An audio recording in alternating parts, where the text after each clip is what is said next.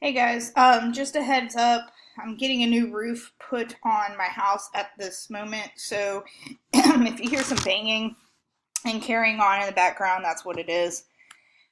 Everything's okay, nobody's trying to break into my house and kill me.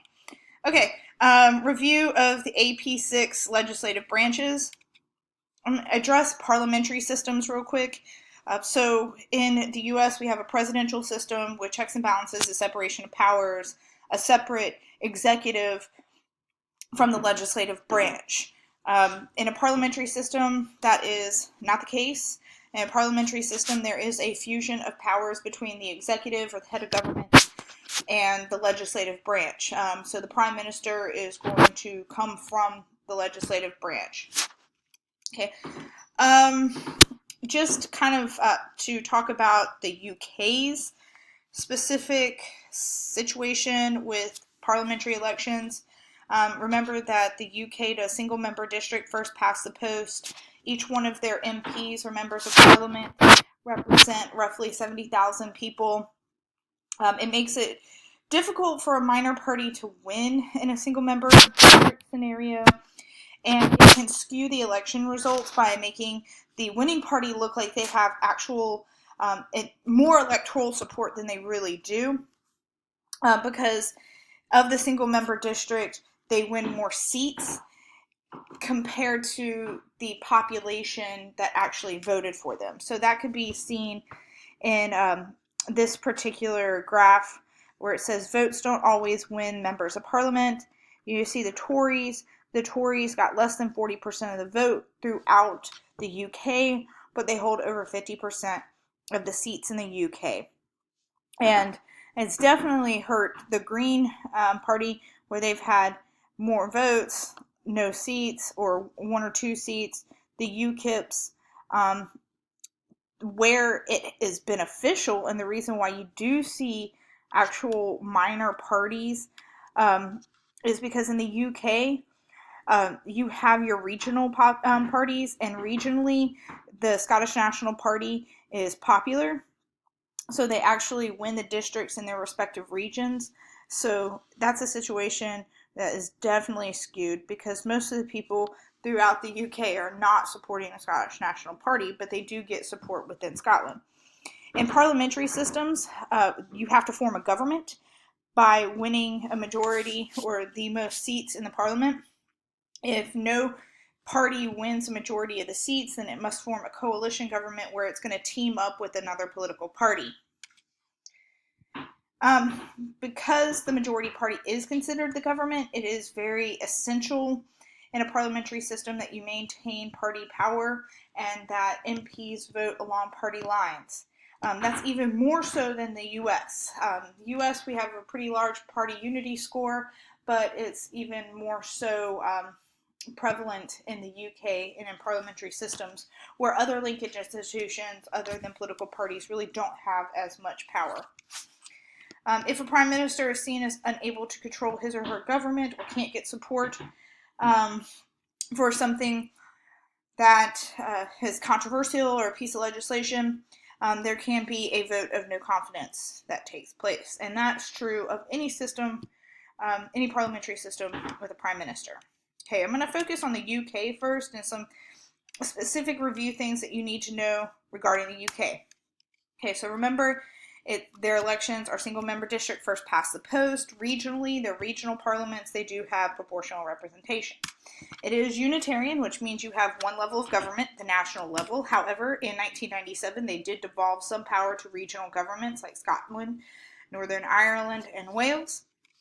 The House of Commons is really the center of power within the UK political system.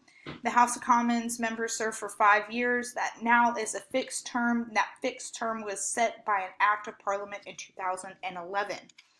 Before that, the parliamentary elections would be called by the Prime Minister. The House of Lords is made up of church officials, life peers, and hereditary members like lords, dukes. In 1997, the Labour Party, in an attempt to try to make the House of Lords more democratic, wanted to get rid of the hereditary peers, but they're still there. All right, some things about Iran. Oh, hold on. All right, it was getting a little noisy, but I'm back at it. Okay, Iran single member district first past the post. Remember that all candidates for the Majlis must be vetted by the Guardian Council. So they have to be people that are going to follow Sharia or going to follow the Quran or Islamic law. Unitarian, one level of government, national. The Majlis, a legislative branch, they have the power to write laws, create the budget, investigate the executive, and their power is fully checked by the Guardian Council and the Supreme Leader. All right, moving on. Mexico. Mexico is a hybrid system. They have proportional representation and single member district. So they combine the two. They are a federal government, so they have states that have powers and local governments that have their powers. Please remember that the PRI was once the dominant party within Mexico, but reforms have created more party diversity at the state level and in the legislative branch. The reforms include the establishment of their version of a federal election commission, the IFE. So it is an election commission that checks corruption and making sure that elections are not rigged. They also got rid of patronage, or they reformed their power of the purse system to not allow for so much patron clientelism. There was the use of PRI's primaries, so the people were selecting the candidates for the political party as opposed to the president that was in power, just kind of picking the person who was going to come after them. There's an increased number of seats that could be won by proportional representation, and there was electoral reform at the local and state level as well, so it wasn't just nationally. All right, Nigeria. Single member, first past the post. It's a federal system as well.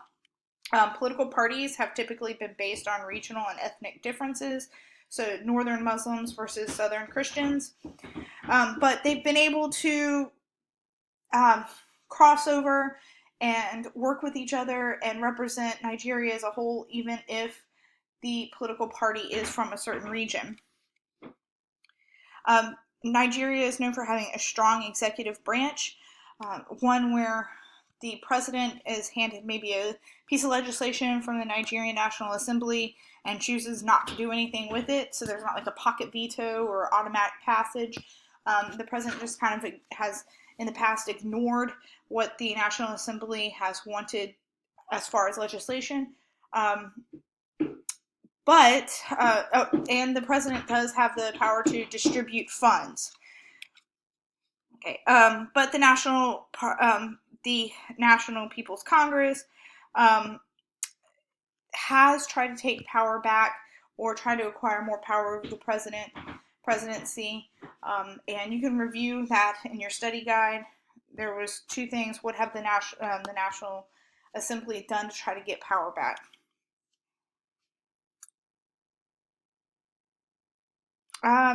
Okay. Oh, I didn't animate that. Okay, sorry.